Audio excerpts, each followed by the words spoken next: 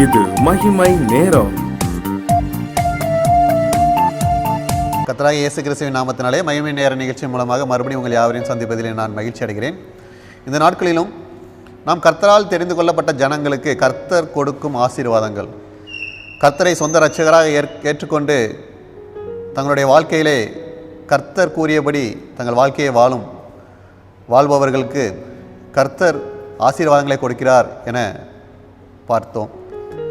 அப்படி கர்த்தரால் தெரிந்து கொள்ளப்பட்ட ஜனங்கள் கர்த்தரிடத்திலிருந்து ஆசீர்வாதங்களை பெற்றுக்கொள்ள வேண்டுமானால் கர்த்தருடைய பிள்ளைகள் கொண்டிருக்க வேண்டிய பண்புகளை பற்றி நாம் தியானித்து வருகிறோம்.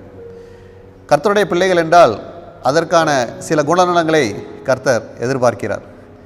அப்படிப்பட்டதான குணநலங்களிலே ஒரு குணநலமாக நாம் இன்று ஒரு குணநலத்தை பார்ப்போம். அதற்கு ஆதாரமாக எடுத்துக்கொண்ட வேத வசனம் எபிரேயர் 6ஆம் அதிகாரம் 11-12 வசனங்கள். நீங்கள் அசதியாயிராமல் வாக்குத்தத்தமான ஆசீர்வாதங்களை விசுவாசத்தினாலும் நீடிய பொறுமையினாலும் சுதந்திரித்துக் கொள்ளுகிறவர்களை பின்பற்றுகிறவர்களாய் இருந்து உங்களுக்கு நம்பிக்கையின் பூரண நிச்சயம் உண்டாகும்படி நீங்கள் யாவரும் முடிவு பரியந்தம் அப்படியே ஜாக்கிரதையை காண்பிக்க வேண்டும் என்று ஆசையாக இருக்கிறோம் என கூறப்பட்டிருக்கிறது.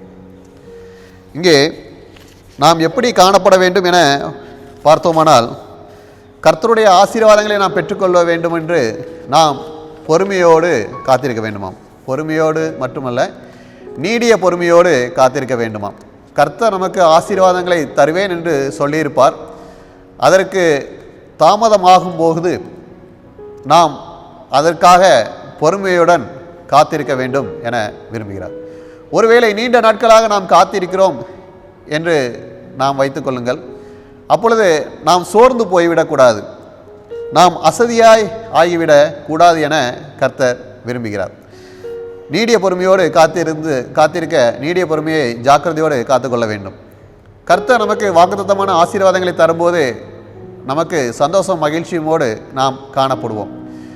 அந்த வாக்குத்தத்தங்களை தந்த நாட்களிலிருந்து அந்த ஆசீர்வாதங்களை எப்பொழுது பெற்றுக்கொள்வோம் என்று நாம் எண்ணிக்கொண்டே இருப்போம்.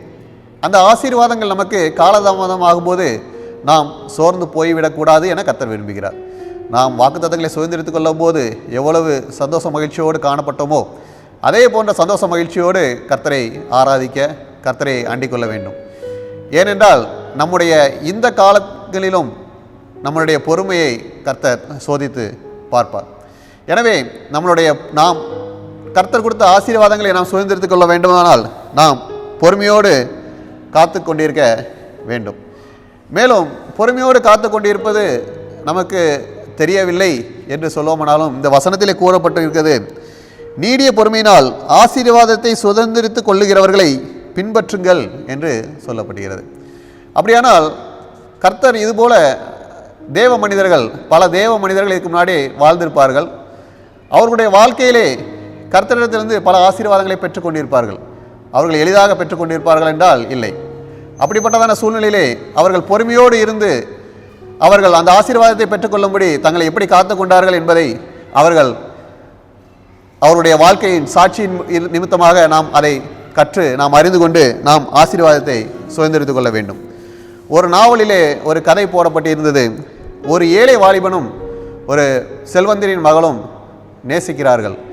அந்த செல்வந்தரின் மகள் அந்த வாலிபனை திருமணம் செய்து கொள்ள வேண்டும் என எண்ணி தனது தகப்பனிடம் அந்த ஏழை வாலிபனை பற்றி கூறுகிறார். அந்த ஏழை வாலிபனை ஏற்றுக்கொள்ள வேண்டும் என அந்த செல்வந்தர் நினைக்கிறார். ஆனாலும் அவருக்குள்ளாக ஒரு எண்ணம், இந்த ஏழை மனிதன் எப்படிப்பட்டவனோ அவன் தன் மகளை திருமணம் செய்து கொள்வதற்கு தகுதியானவனா என்பதை தான் சோதிக்க வேண்டும் என விரும்புகிறார். அப்படியே தனது மகளிடம் கூறுகிறார் அந்த வாலிபனை அழைத்து வர சொல்லும்படி. அந்த வாலிபன் அவருடைய வீட்டுக்கு வருகிறார். செல்வந்தர் அவனை இன்முகத்தோடு வரவேற்று அவனை ஒரு இடத்தில் உட்கார செய்துவிட்டு சற்று நேரம் காத்திருக்கும்படி சொல்லிவிட்டு செல்கிறார். இந்த வாலிபனுக்கு பதட்டமான சூழ்நிலையில் காணப்படுகிறார். என்ன செய்வதென்று தெரியாத ஒரு பதட்டமான சூழ்நிலையிலே குழப்பத்தோடு காணப்படுகிறார். அந்த செல்வந்தர் போய் சிறிது காலதாமதமாகிறது. அவர் வருவதற்கு தாமதமாகும் போது இவனுடைய பதட்டம் அதிகமாகிறது. அவருடைய அருகிலே துடப்பக்குச்சிகள் அங்கங்கே சிதறி கிடைக்கின்றன. இவருடைய பதட்டத்தினால் என்ன செய்கிறார், அந்த துடப்பக்குச்சிகளை எடுத்து ஒன்றொன்றாக ஒடித்து போடுகிறார். ஏனென்றால் அவருக்கு பதட்டம் அவருக்கு என்ன நடக்குமோ என்ற பதட்டத்திலே இருக்கிறதுனால் ஒவ்வொரு துடப்பக்குச்சிகளாக உடைத்து போட்டுக்கொண்டே இருக்கிறார். சற்று நேரத்திலே அந்த செல்வந்தர் தனது மகளோடு அந்த இடத்துக்கு வருகிறார். அப்படி வரும்போது அவர் பார்க்கிறார், அந்த துடப்பக்குச்சிகள் எல்லாம் உடைக்கப்பட்டு கடந்தன. அவர் அந்த வாலிபனை பார்த்து கேட்டார், ஏன் இவைகளை உடைத்து விட்டீர்கள்? அவைகளை பொறுக்கி அந்த துடப்பக்குச்சிகளை ஒன்றாக சேர்த்து பொறுக்கி அருகிலே வைத்திருக்கலாம், அல்லது அருகிலே உள்ள அந்த துடப்பத்தோடு சேர்த்து வைத்திருக்கலாமே, ஏன் வீணடித்து விட்டீர்கள் என்று சொல்கிறார். மேலும் அவர் அவருக்கு விளங்க பண்ணுகிறார், நீங்கள் பொறுமையோடு காத்திருக்க வேண்டும். என்னுடைய செல்வம் இப்படிப்பட்டதாக நிறைய ஆசீர்வாதங்களுடைய செல்வமாக இருக்கிறது. நீங்கள் இந்த தொடப்பக்குச்சியை வீணாக்கியது போல என்னுடைய செல்வத்தை வீணாக்கி விடுவீர்களோ என்ற அச்சம் எனக்கு காணப்படுகிறது.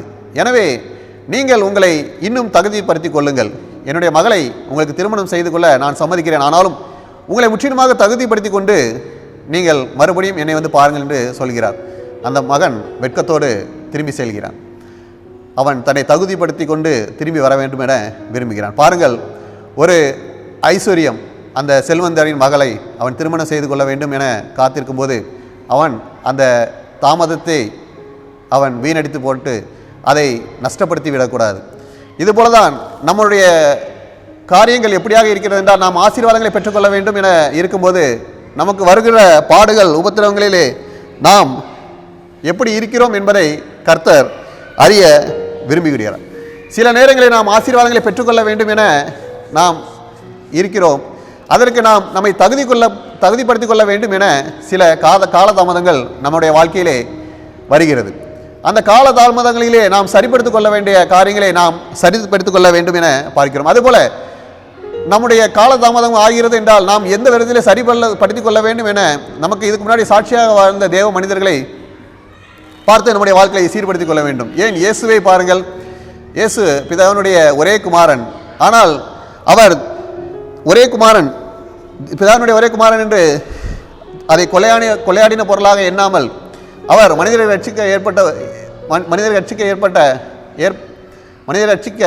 மனிதனாக வரும்பொழுது தன்னைத்தானே தாழ்த்தி சிலுவை பரிந்தும் தன்னைத்தானே தாழ்த்தினார். அவர் இந்த உலகத்திலே பல உபத்திரவங்களை அனுபவித்தார். பிசாசினால் சோதிக்கப்பட்டார், தன்னுடைய சொந்த ஜனங்களால் சோதிக்கப்பட்டார், துன்பப்படுத்தப்பட்டார், இன்னும் மற்ற மனிதர்களால் துன்பப்படுத்தப்பட்டு சிலுவையிலே அறையுண்டார். இப்படிப்பட்ட எந்த சூழ்நிலையிலும் தன்னுடைய பிதாவினால் தனக்கு கொடுத்த அதிகாரத்தின்படி அவர்களுக்கு விரோதமாக எதுவும் செய்யவில்லை. அவர் பொறுமையாக காத்திருந்தார். அதனால்தான் அவர் மரித்து உயிர்த்த பின்பு தேவன் அவருடைய மகிமையிலே எடுத்துக்கொண்டு எல்லா நாமத்துக்கு மேலான நாமத்தை அவருக்கு தந்தருளி நிற்கிறார். மேலும் நம்மை நியாயம் தீர்க்கும்படியான அதிகாரத்தையும் அவருக்கு கொடுத்திருக்கிறார். இதுபோல தான் நம்முடைய வாழ்க்கையில் நாம் மேலான ஆசீர்வாதங்களை பெற்றுக்கொள்ள வேண்டுமானால் அந்த கடந்து வந்த பாதைகளில் நாம் பொறுமையோடு காத்திருக்க வேண்டும்.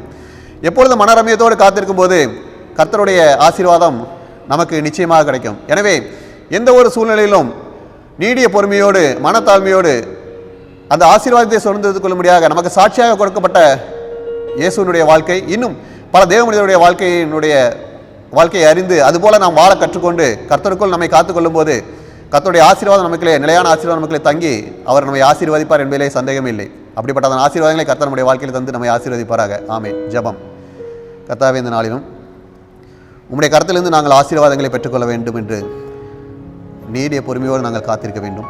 நீர் கொடுக்கிற ஆசீர்வாதம் எங்களுக்கு நிலையாக உள்ளது. அந்த ஆசீர்வாதங்களை நீர் எங்களுக்காக வைத்திருக்கிறீர். அந்த ஆசீர்வாதங்களை சுதந்திரத்துக் கொள்ளும்படியாக நாங்கள் பொறுமையோடு உமக்காக காத்திருந்து, பொறுமையிலும் ஜாக்கிரதையோடு காத்திருந்து, ஆண்டவரே உமக்காக உம்மிடத்திலிருந்து அந்த ஆசீர்வாதங்களை நாங்கள் பெற்றுக்கொள்ளும்படியாக கிருபை செய்ய வேண்டுமா? இயேசு கிறிஸ்துவின் மூலம் ஜெபிக்கிறோம் நல்ல பிதாவே. ஆமென்.